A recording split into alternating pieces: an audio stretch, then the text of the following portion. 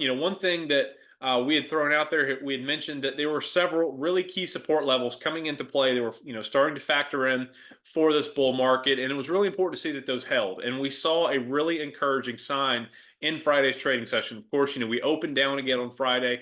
We traded down pretty substantially. We actually dropped below 66.50 on the S&P, but by the end of the day, we continued to rally higher. We had a substantial move higher, finished well off the lows. We actually finished pretty near the highs of the day in Friday's session.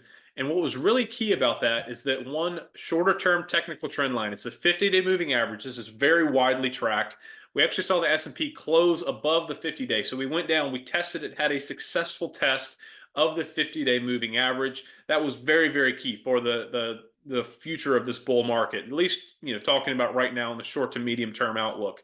From those highs of later in October, pulled back, and since we had that successful test of the 50-day moving average, that to me, and what we're seeing here at our team, is saying that we may or may not be out of the woods yet. We could go down and retest that 50-day once again in some of those key support lines.